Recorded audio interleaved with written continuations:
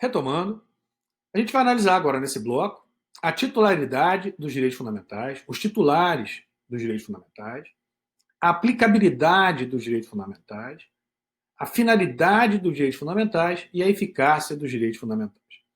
Então, começando pela titularidade dos direitos fundamentais. Quem são os titulares dos direitos fundamentais? Quem são aqueles que possuem direitos subjetivos, que conferem a eles a possibilidade de exigir do Estado uma prestação negativa ou uma prestação positiva. Exigir do Estado um fazer ou não fazer. Quem é que possui essa pretensão, essa exigibilidade em face do Estado? O artigo 5º da Constituição nos dá um indicativo. Olha lá. Todos são iguais perante a lei, sem distinção de qualquer natureza, garantindo-se aos brasileiros e aos estrangeiros residentes no país a inviolabilidade do direito à vida, à liberdade, à igualdade, à segurança e à propriedade.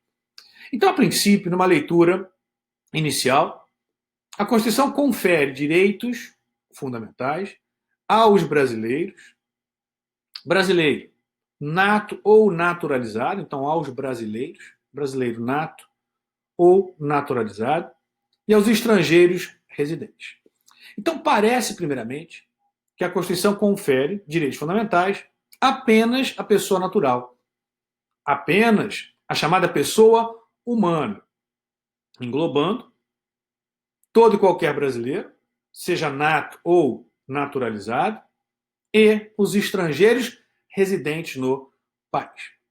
Mas a gente tem que tomar aqui um cuidado grande. O primeiro cuidado grande que a gente tem que tomar é que os estrangeiros não residentes e também os apátridas possuem direitos fundamentais. Possuem direitos fundamentais, possuem, portanto, pretensão de exigir do Estado brasileiro, prestações positivas ou prestações negativas. A ideia na Constituição é que apenas aqueles que aqui residam podem exercer no país direitos. Mas essa ideia, ela não exclui, nem poderia excluir, aqueles que não estão, ou que, melhor dizendo, não residem no país, estão em trânsito pelo país. Então você pode ter, por exemplo, um turista que não reside no país, ele não faz jus a direitos fundamentais?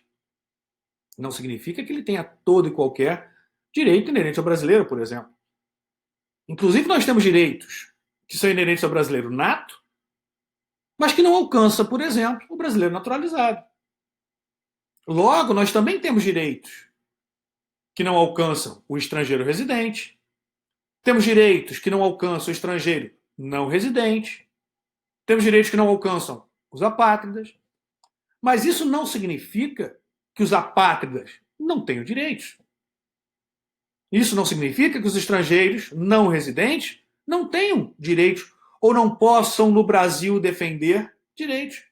É claro que podem.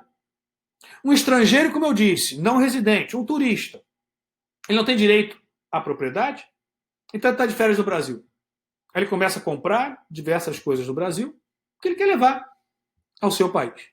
Ele não tem direito de propriedade?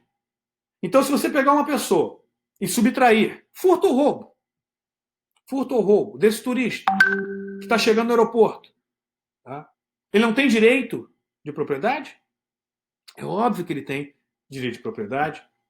Se fosse assim, né, se ele não tivesse direito de propriedade, eu ia mudar de profissão. Não ia mais ser professor, eu ia fazer ponto no aeroporto internacional. Chega uma pessoa, sai uma pessoa, pergunta estrangeiro, ele diz sim. Eu pergunto residente, ele fala não. Eu falo, então pode deixar a sua bagagem aqui. Ele fala, não, mas é minha. Eu falo, não, no Brasil não é sua. Você não tem direito de propriedade no Brasil. Ah! Aí eu agrido a pessoa.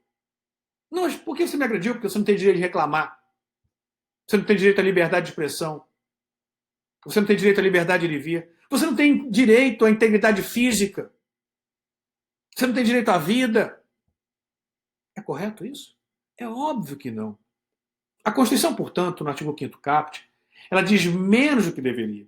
O que a Constituição quer indicar é que ela só pode garantir a proteção, o Estado brasileiro só pode garantir a proteção aos brasileiros e aos estrangeiros que aqui residam.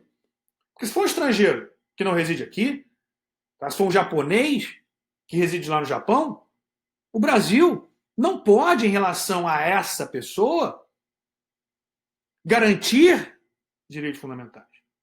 Mas, como eu disse, por óbvio que o texto constitucional não tinha intenção de excluir aqueles que não residem no país, mas estão em trânsito no país. E se estiverem em trânsito no país, por óbvio que aqui eles podem defender direitos.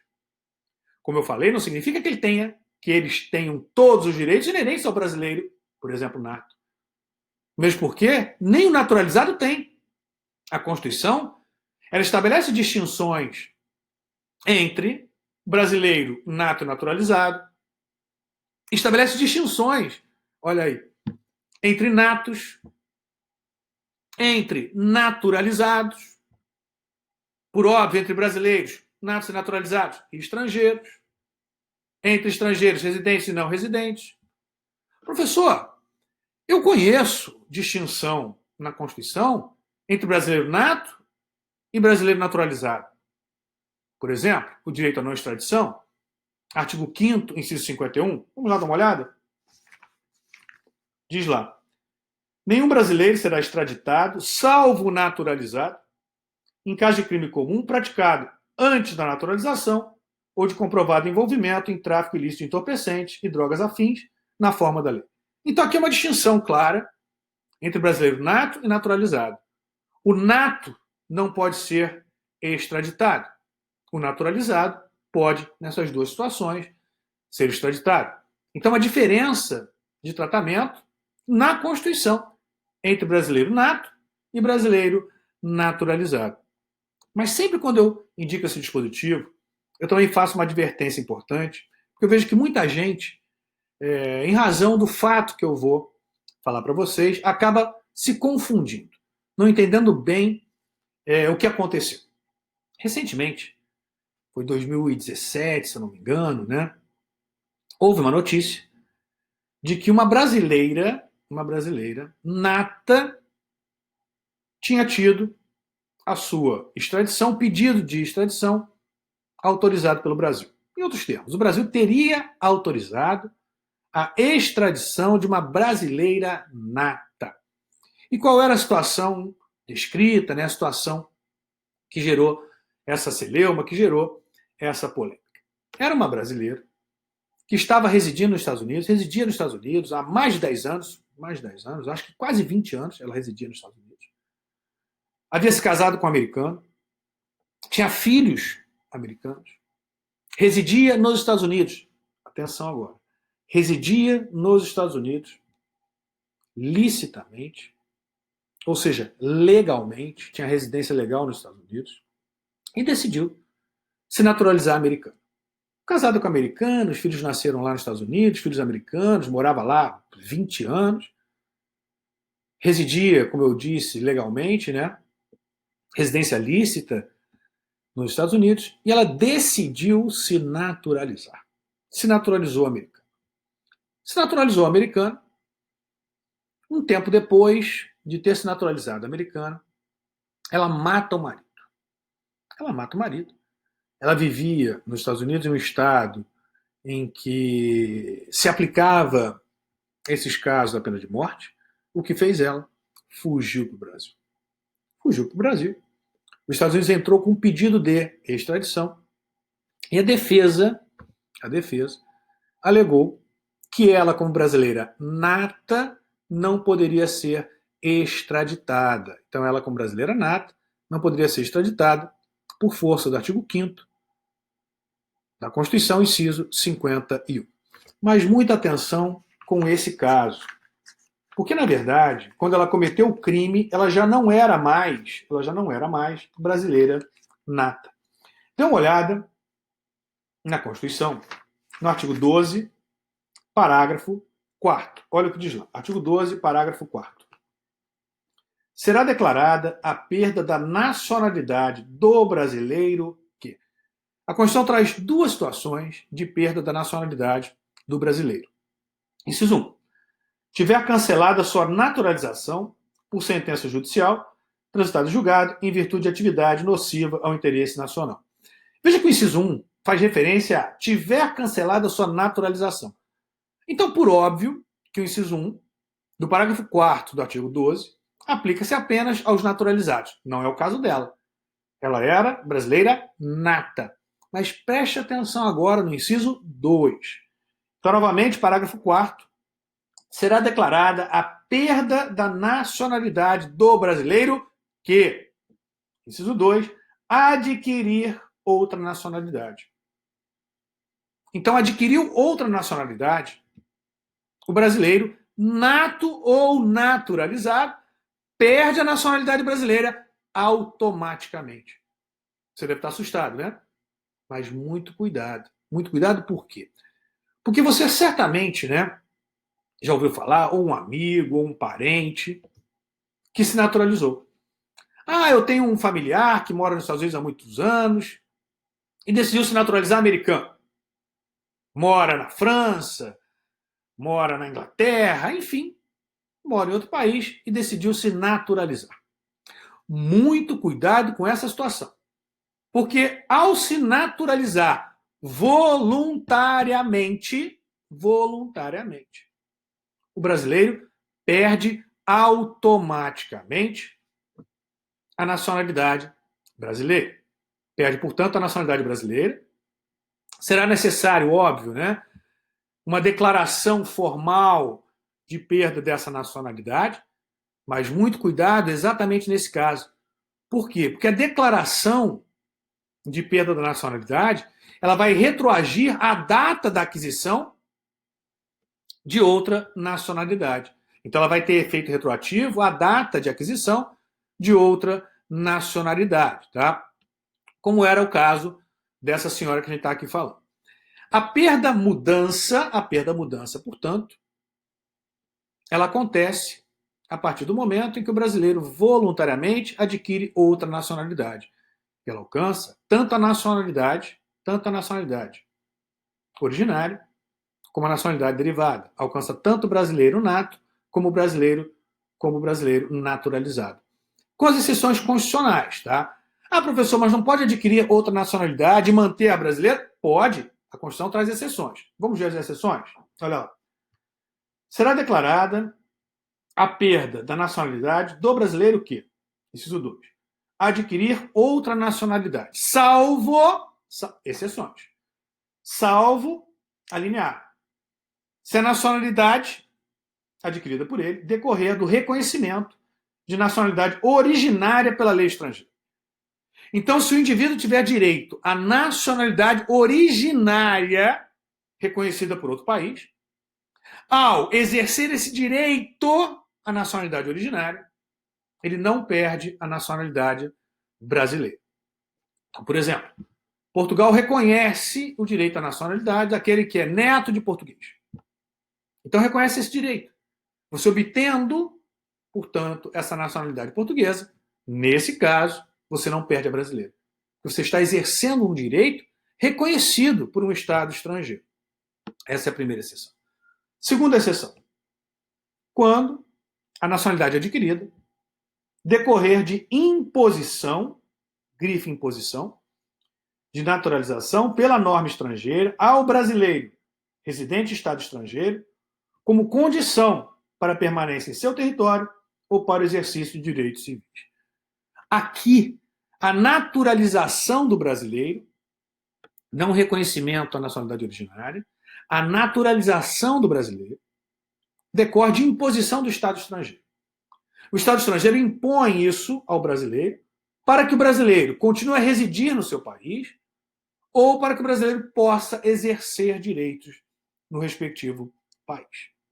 Não é o caso dessa senhora que a gente está falando. No caso dessa senhora, ela vivia legalmente nos Estados Unidos. Ela era casada com o americano. Ela exercia direitos civis nos Estados Unidos. Ou seja, ela não estava incluída nas exceções constitucionais. Portanto, ao adquirir a nacionalidade americana, ela perdeu a nacionalidade brasileira.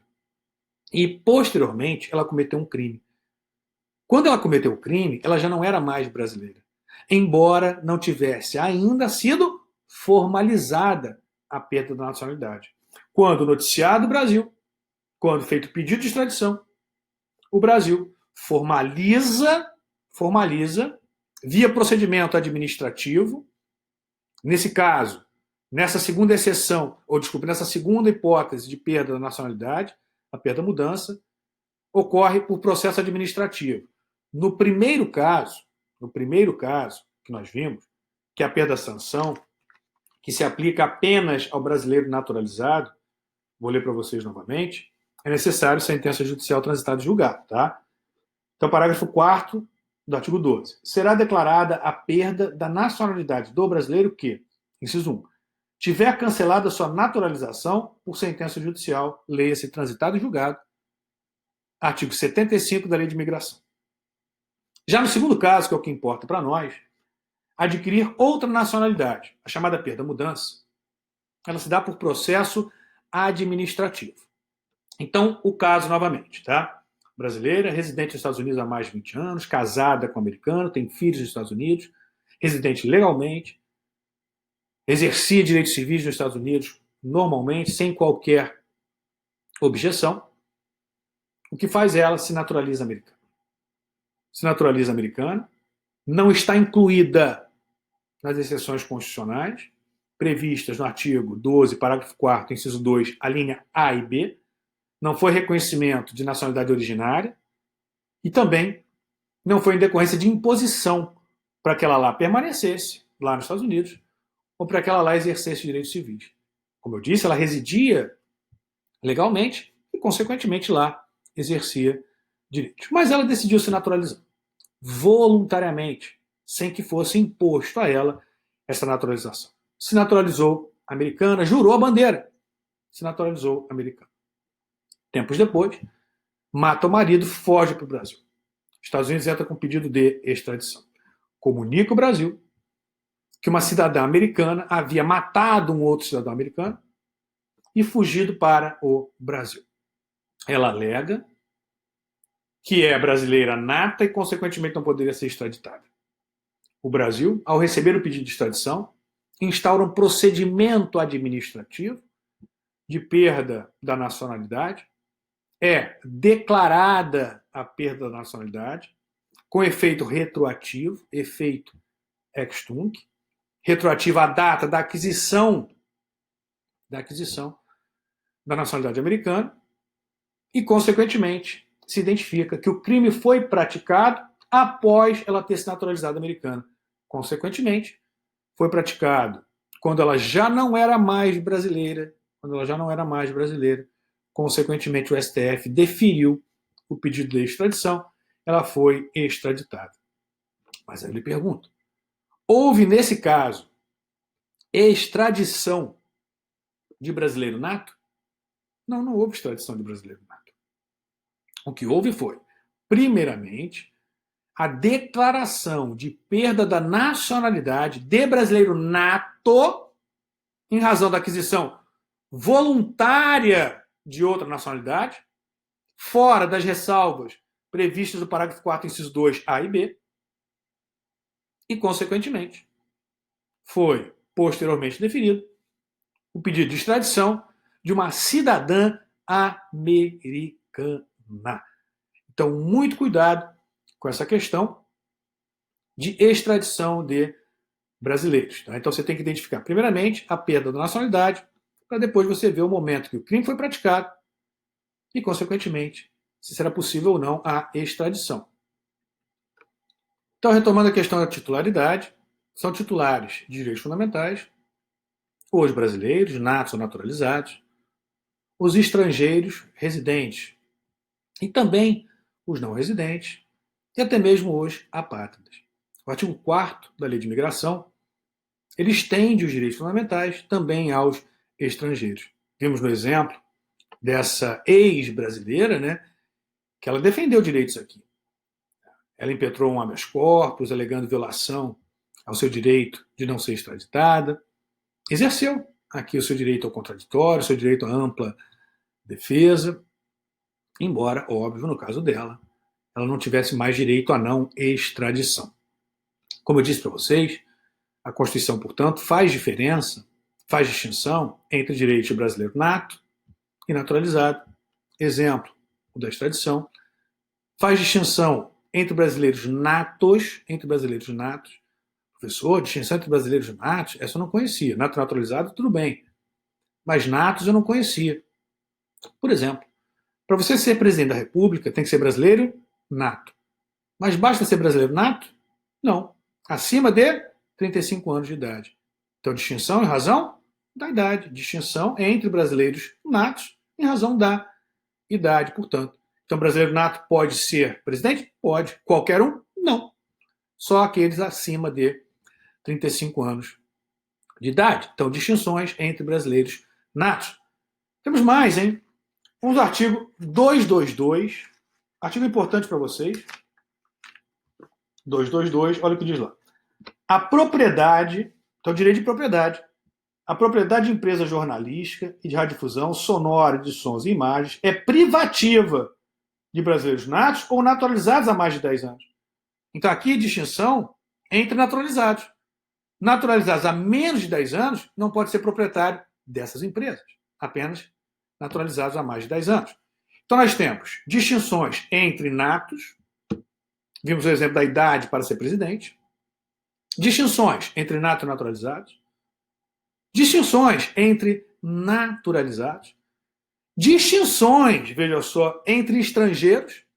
Professor, existe no Brasil distinções em relação ao tratamento de estrangeiros? Existe. Por exemplo, os portugueses. Os portugueses recebem da Constituição um tratamento especial. Olha o parágrafo 1º do artigo 12 da Constituição.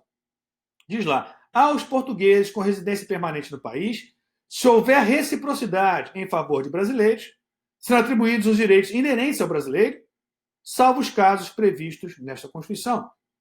Aqui nós temos a chamada quasi-nacionalidade. A quasi-nacionalidade, ela se aplica apenas aos portugueses, apenas aos estrangeiros de nacionalidade portuguesa. Não se aplica, por exemplo, ao americano, não se aplica ao angolano, não se aplica ao japonês. Então, o tratamento, veja só, diferenciado a um estrangeiro de uma nacionalidade específica, no caso da nacionalidade portuguesa.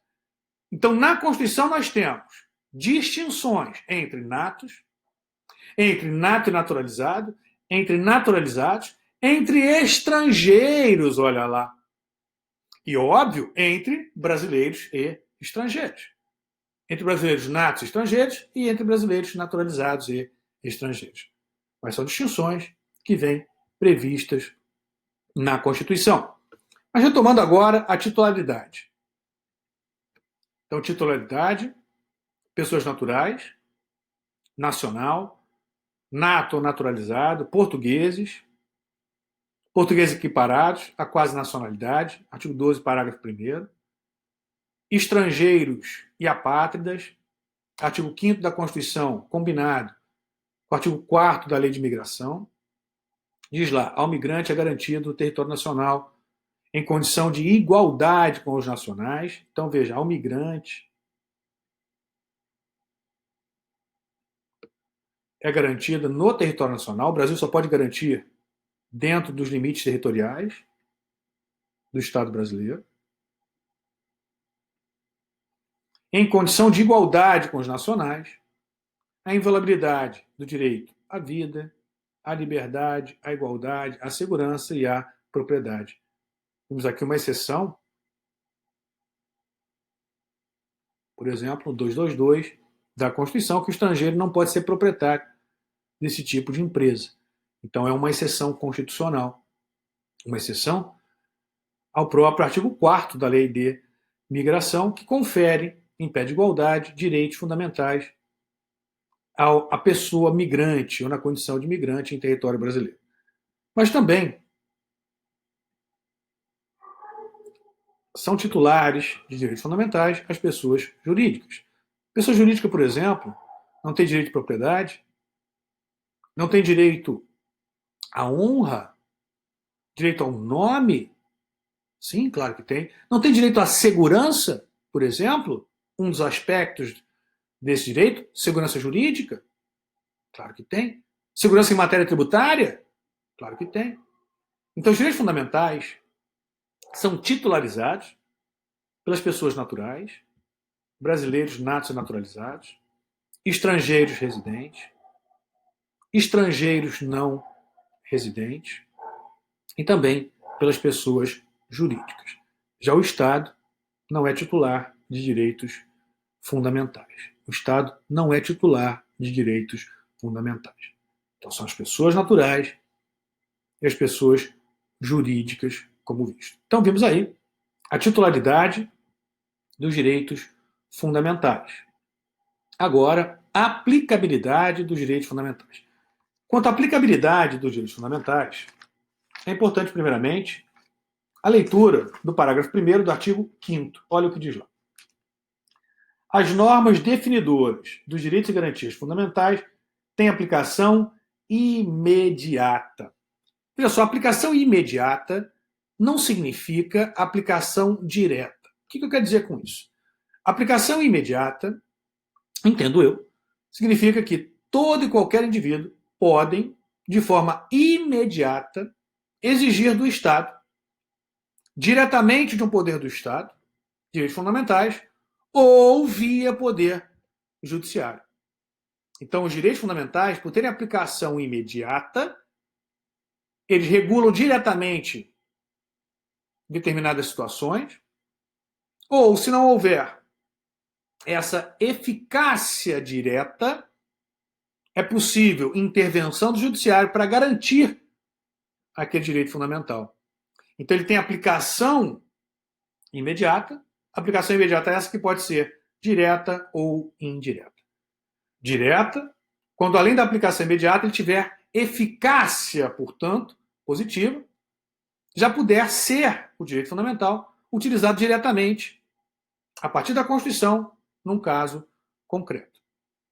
Mas nós também temos aqueles direitos, como dito, que dependem de regulamentação, dependem da edição de outros atos. Nessa hipótese, embora ele tenha aplicação imediata, ele não tem eficácia positiva, ele não tem aplicação direta, porque ele depende da edição de lei, depende da edição de outros atos, mas confere ao indivíduo a possibilidade de exigir esse direito a partir da intervenção do poder judiciário.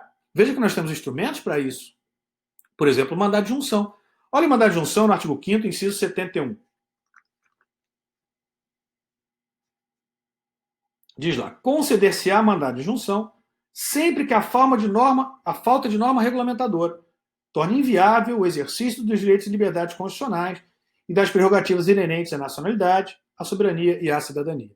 Então está dizendo aqui o seguinte: alguns direitos fundamentais dependem para serem exercidos da edição de outros atos, de atos que regulamentem aquele direito, que viabilizem o exercício desse direito.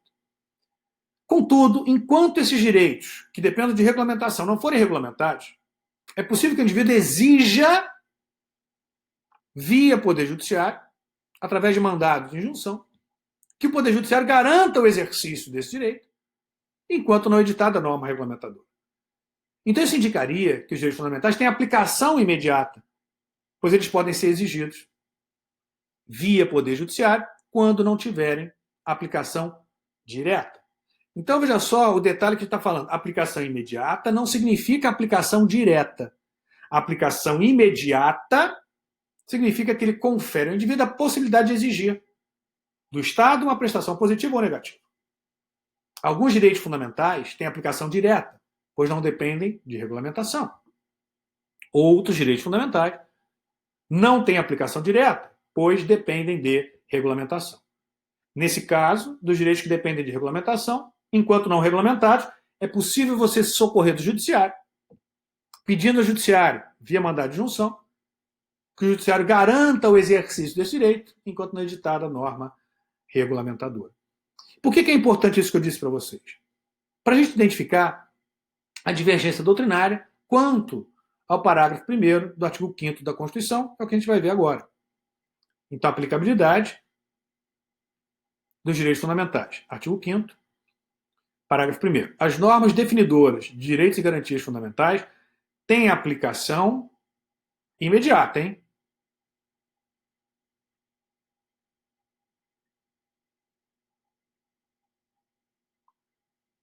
Uma primeira corrente, Manuel Gonçalves Ferreira Filho, diz que não tem necessariamente aplicação imediata. Nem todos os direitos fundamentais teriam aplicação imediata. Já uma segunda corrente, com a qual eu concordo, Luiz Roberto Barroso, Flávia Piovesan entendem que os direitos fundamentais têm aplicação imediata, por força do artigo 5º, parágrafo 1º. Mas não significa que eles tenham necessariamente aplicação direta. Então, aplicação imediata não significa aplicação direta. Então, nós temos direitos que não são aplicados diretamente, pois dependem de intervenção nos poderes do Estado, por exemplo, editando normas regulamentadoras. Então, a aplicação, nesse caso, ela é indireta. Mas por que é imediata? Porque você pode exigir do Estado. Pode exigir do Estado via poder judiciário. Então, para a primeira corrente, os direitos fundamentais não têm aplicação imediata. Para a segunda corrente, tem aplicação imediata, embora não tenha necessariamente aplicação direta. Visto a aplicabilidade, agora a finalidade dos direitos fundamentais.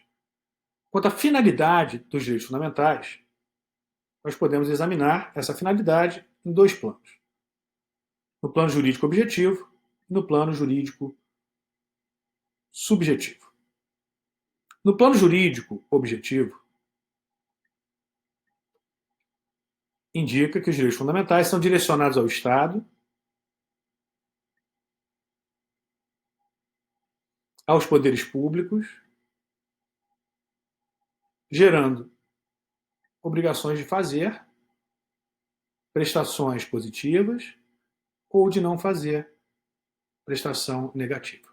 Então, a finalidade dos direitos fundamentais é impor ao Estado obrigações de fazer ou não fazer. Impondo ainda ao Estado, né, o dever de proteção, o dever de promoção dos direitos fundamentais, o dever de regulamentação dos direitos fundamentais, o dever de não intervenção em direitos fundamentais, dever de prestação material, de prestação normativa. Então, essa é a análise sobre o plano, sobre o aspecto objetivo dos direitos fundamentais. Já sobre o aspecto subjetivo, indicam, olha lá, o poder de exercer direitos. O poder do indivíduo exercer direitos fundamentais, positivamente, ou de exigir abstenções dos poderes públicos. Liberdades, como dito, positivas e liberdades negativas. Fechamos esse bloco. Próximo bloco a gente inicia com a eficácia dos direitos fundamentais. Tomar uma aguinha rapidinho e nós já voltamos.